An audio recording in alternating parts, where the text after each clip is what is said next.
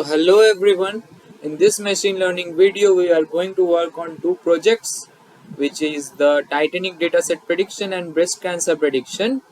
So about this Titanic Dataset prediction, I actually made a video on this dataset cleaning. You can find the video link in description. You must go through that video first, or if you know data cleaning, just continue with this video.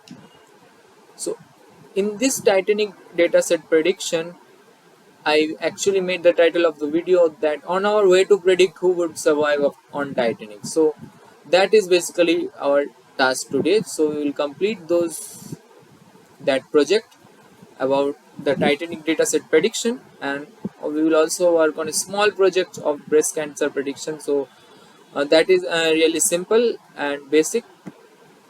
So let us just start. So at first we import numpy as MP, import pandas as PD, and then we just from linear model we import logistic regression, and from Seaborn we import just Seaborn as SB to just see the heat map basically. So in the video description you will find the link to Google Drive folder where you will find this training data of Titanic and this testing data of Titanic basically, so this training data would contain X train and Y train both. You can see this is the DF. I have just done DF. Then when I print this DF, there is the passenger class, name, sex, age. So all these um, things are there where they have embarked and whether they have survived or not. So this last column is basically our Y train. And in the previous video of Titanic dataset, I had clearly explained you what each of these column means. So sibling, spouse, basically something like that. It was there. So this embarked basically are the three places where the passengers may have embarked, and whether survived or not. This is our Y train. So in our Y test basically we would contain it will consist of some name, sex, age, everything it will contain, and then we will predict whether those people have survived or not. So whether the people in the X test given in the X test have survived or not, we are going to just calculate that using the logistic regression. So in our data frame, we simultaneously execute this training and testing data. So now is sb.heatmap df is null. So we basically see how many values are null. So we can say that in this age column there are some null values. So we need to get rid of the null values, right? So in this embark also there is one null value, and in this cabin there are a lot of null values. So we need to do something with this. So we see that our df.columns is something like this. There are these many columns in df. So now we have df which contain X train, Y train. So I had already told you that ticket, fare, cabin, name. So we are actually predicting whether the person has survived or not. So does the being in a cabin, having some name, or giving a particular fare, does those have any effect on whether the person have survived or not? Suppose my name is something, so that name has anything to do with this survival, whether I survived or not in Titanic? So definitely not. So we would just get rid of those columns. Ticket, fare, how many ticket, what was my fare. So also Kevin has a lot of null values. We would all just get rid of those of both training and testing values of data frame and data frame 1. So now df consists of something like this. After dropping of the ticket, fare, cabin, name, these many things are left. So now we do something pd.getDummies, df of sex, drop first equals to true. So what we do basically have been clearly explained in our previous video of this data cleaning. So this is basically a form of one hot encoding where suppose male is titled as 1 and female is titled as 0, so there will be two columns, whether for male and for female, and it will just say that whether male is 1 or 0 and whether female is 1 or 0. So drop first equal to true means the first column will be dropped by default. So if male is 1, then female will of course be true, so definitely we don't need the second column, so we just do drop first equals to true. These things have been clearly explained in the Titanic dataset prediction. So see, if now we just do gender, we get male is 0 or 1, so we have the complete data. So actually by drop first equal to true, there was another column female, where male is 0 then female will be 1, where male is just the complementary things. So we are not losing any data even if we get rid of that female column. So even after getting rid of those female column, we are not losing any data, so we are good to go. Similarly for embarked, we are just doing this one hot encoding, where q is 0 or 1, s is 0 or 1. So there were three places, and if one is 0, one is 1, then the other one will be definitely 0. If any one is 1 out of q and s, then the remaining one will be 0, and if out of q and s any one is both are 0, then the remaining will be 1. So here also by the drop first term we are not losing any significant data. So these are very important things for the cleaning of this Titanic dataset or any other general dataset. I had explained it previously and I am explaining it now also. So now what we do is we just concatenate our gender and embark with our data frame. So we had the gender male column and we also had the Q and S embark column. We just concatenate those with the data frame. So access equals to 1, in place equals to true means in place means in place of the original data set we will be replaced, otherwise it would just replace temporarily. It won't have any permanent effect if we just remove this in place equals to true. So we do it for both training and testing. So now what we do is basically we create various variables. So let us just go one by one. We saw in our sb.heatmap that the age also contains some null values and we need to get rid of those null values. So in a variable we are storing, let's say passenger class equals to 3. So in this passenger class equals to 3, whatever the age, we are just finding the mean of that age and storing it in C3.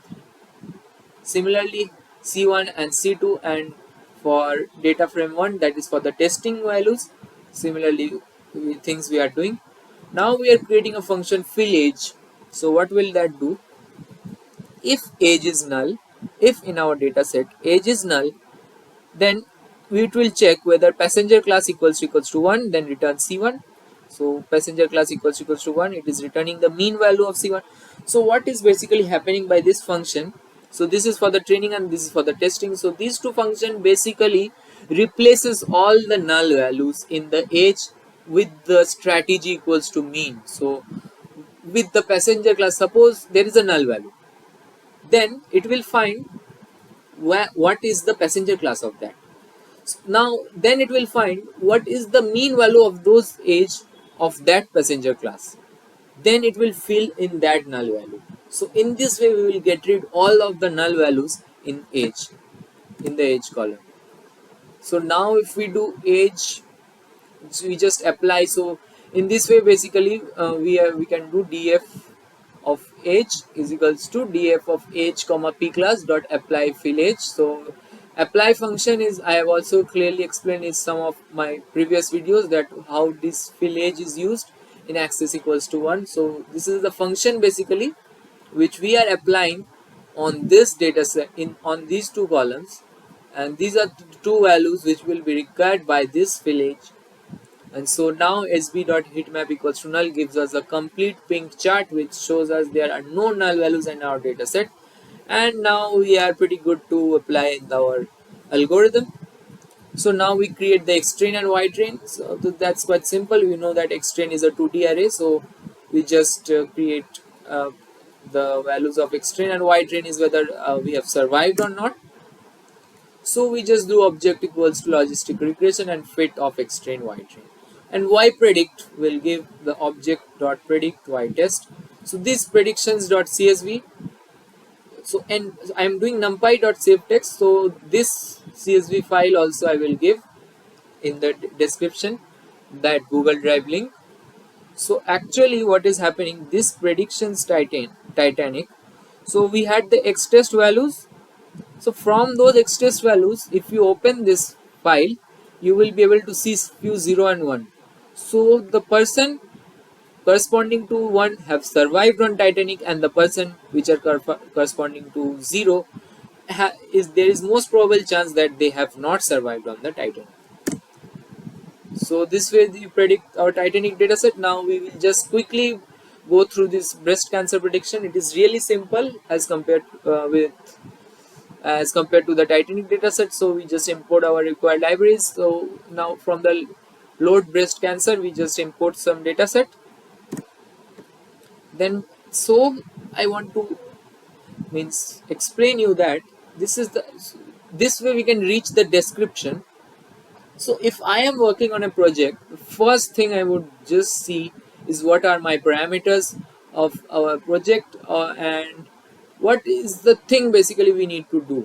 So here in the description we get a clear idea of everything, right? The number of instances you can see as 569, number of attributes you can see. So what are how to predict breast cancer, what are the required terms we need. So we need the radius, and we need the texture, perimeter, area, smoothness, compactness, concavity, convex points, fractal dimensions. So these are the terms which would be required by the doctor basically.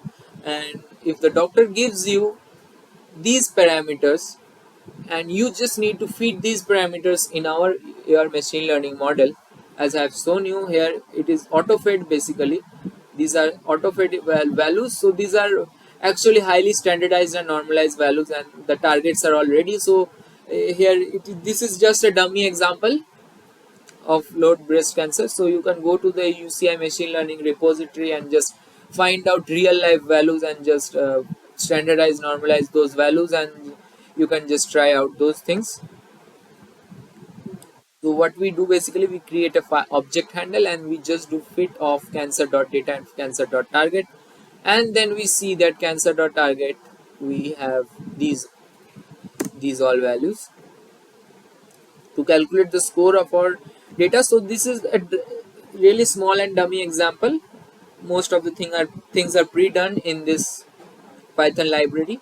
So you just can directly calculate that 94.72% with such a high accuracy you are predicting whether a person is having a breast cancer or not. So it is a really cool thing. And then we can we can see that how many predicted values we have done wrong. So if we do clf.predict cancer.data minus cancer.target, so these are predicted values and this is the real values. So if both of these are same, we will get 0, and if they are different, we will get either -1 or 1. So in all the instances where there are 0, we have classified, we have correctly predicted whether the person was having actually a breast cancer or not.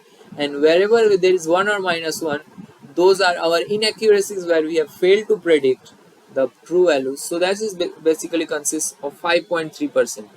So we are just making an inaccuracy of 5.3%. So yeah, that's all from this video. Meet you in the next video where we will start with new classification algorithm known as decision trees. Till then, thanks a lot.